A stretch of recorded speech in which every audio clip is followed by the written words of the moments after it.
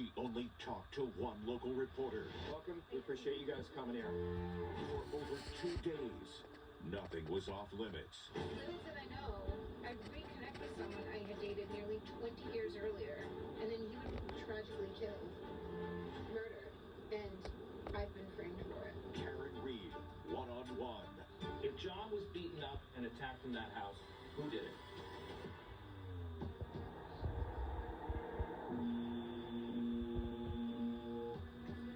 She's the most recognizable murder defendant in Massachusetts. Her case is as tangled as it is contentious. Investigative reporter Ted Daniel was given unrestricted access to Karen Reed.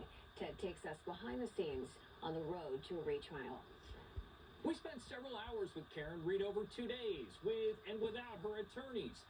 We asked for the interview and were somewhat surprised she said yes. Reed tells me she withdrew to New Hampshire for 2 months after her first trial. She's been preparing for round 2 ever since. I have nothing to hide. My life is in the balance, and it shouldn't be. It is unusual for someone who's accused of murder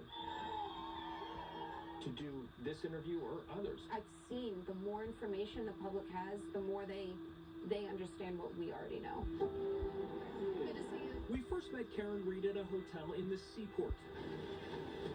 She's logged 150 nights here since her legal fight began. It's the command center for her defense, and she is one of the commanders. When we get new information, we just divide and conquer, and we can break it down really fast.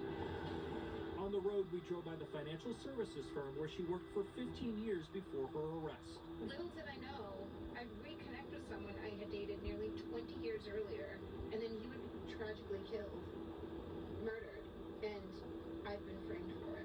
We appreciate you guys coming here. Reed's LA-based lawyer, Alan Jackson, joined her 3 years to the date of John O'Keefe's death. How much do you think about him?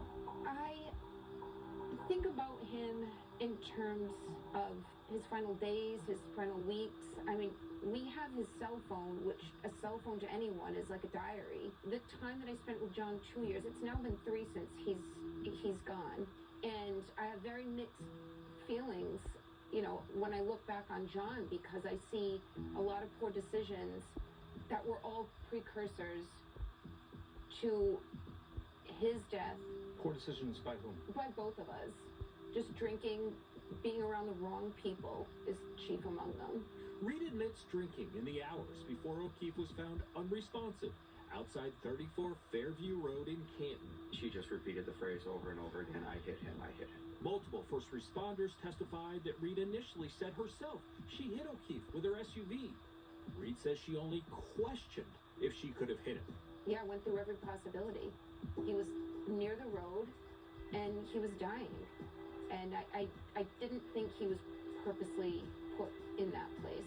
It did not cross my mind for several days that they did this to John. That John was treated like a piece of garbage. When Reed says they, she is referring to people who were gathered inside 34 Fairview. If John was beaten up and attacked in that house, who did it? We don't know. We don't know. We don't know. And it's not for us to know.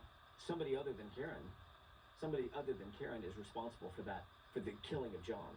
What is the one thing in this case you believe proves your innocence? John's body, no bruise, 6,000-pound, full-size SUV, not a bruise on his body, not a fracture below his head. If you were framed, who's calling the shots? I don't know the interconnections, the interpersonal relationships among these people. I have a strong personal opinion that what has motivated this persecution of me is power. I'm declaring a mistrial in this case. Reed says her initial thought of going through a second trial was a gut punch, but now she sees it as more time to prepare.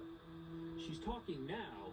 Will she talk then? I'm not afraid of taking the stand, and I'm clearly not afraid of speaking, but they're playing hardball. So we'll weigh the pros and cons, and we'll make another second game time decision. Who would you rather face? Is it Adam Lally, who we saw in the first trial, or is it Hank Brennan?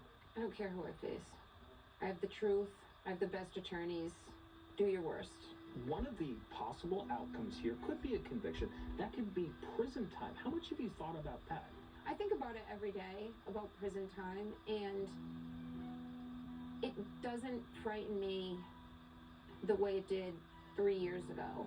Reed sold her Mansfield home in November to help pay her estimated $5 million in legal fees.